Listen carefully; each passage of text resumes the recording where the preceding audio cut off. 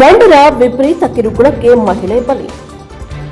ಜೇವರ್ಗಿ ತಾಲೂಕಿನ ಶಾಖಪುರ ಗ್ರಾಮದಲ್ಲಿ ಗಂಡನ ಮದ್ಯದ ಅವಲಿನ ದಿನನಿತ್ಯದ ಕಿರುಕುಳಕ್ಕೆ ಹಾಗೂ ಹೆಂಡತಿಯ ಮೇಲಿನ ಗಂಡನ ದಿನನಿತ್ಯದ ಅನುಮಾನಕ್ಕೆ ಬೇಸತ್ತು ಭಾಗ್ಯಶ್ರೀ ಗಂಡ ಶಿವಕುಮಾರ್ ವಡ್ಡರ್ ಎಂಬ ಮಹಿಳೆಯು ಬಾವಿಗೆ ಹಾರಿ ಸಾವನ್ನಪ್ಪಿರುವ ಹೃದಯ ಭೇದಾತ್ಮಕ ಘಟನೆಯು ಸಂಭವಿಸಿದೆ.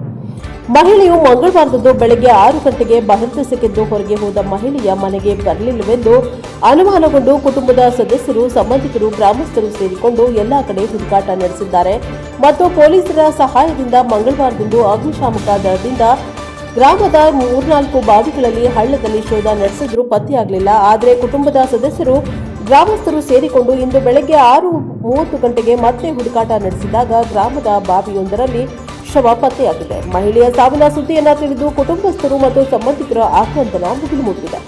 ಮೃತ ಮಹಿಳೆಗೆ ದೇವರಾಜು, ನಾಗರತ್ನ, ಶ್ರೀರಾಂಬ ಎಂಬ 3 ಮಕ್ಕಳಿವೆ. ತಾಯಿಯನ್ನ ಕಳೆದುಕೊಂಡ ಮಕ್ಕಳು ಅನಾಥವಾಗಿವೆ. ಮಂಗಳವಾರದಂದು ಮಧ್ಯರಾತ್ರಿ ನನ್ನ ಮಗಳು ಕಾಣೆಯಾಗಿದ್ದಾಳೆ ಎಂದು ಮಹಿಳೆಯ ತಾಯಿಯು ಜೇವರ್ಗಿ ಪೊಲೀಸ್ ಠಾಣೆಯಲ್ಲಿ ಪ್ರಕರಣವನ್ನ ದಾಖಲಿಸಿದ್ದಾರೆ. ಇವತ್ತು ಬೆಳಗ್ಗೆ ಸುದ್ದಿಯನ್ನು ತಿಳಿದ ಜೇವರ್ಗಿ ಪೊಲೀಸ್ ಠಾಣಾ ಪಿಎಸ್ಐ ಗಜಾನಂದ್ ಬಿರಾದಾರ್ ಸೇರಿದಂತೆ ಸಿಬ್ಬಂದಿಗಳು ಸ್ಥಳಕ್ಕೆ ಆಗಮಿಸಿ ಪರಿಶೀಲನೆಯನ್ನ ನಡೆಸಿದ್ದಾರೆ. ನಂತರವಾಗಿ ಪೊಲೀಸ್ ಅಧಿಕಾರಿಗಳ ಸಮ್ಮುಖದಲ್ಲೇ ಬಾವಿಯಿಂದ ಶವವನ್ನ ಹೊರಗೆ ತೆಗೆಯಲಾಯಿತು.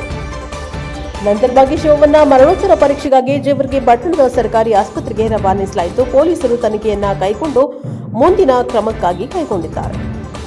Bureau report, Jevargi.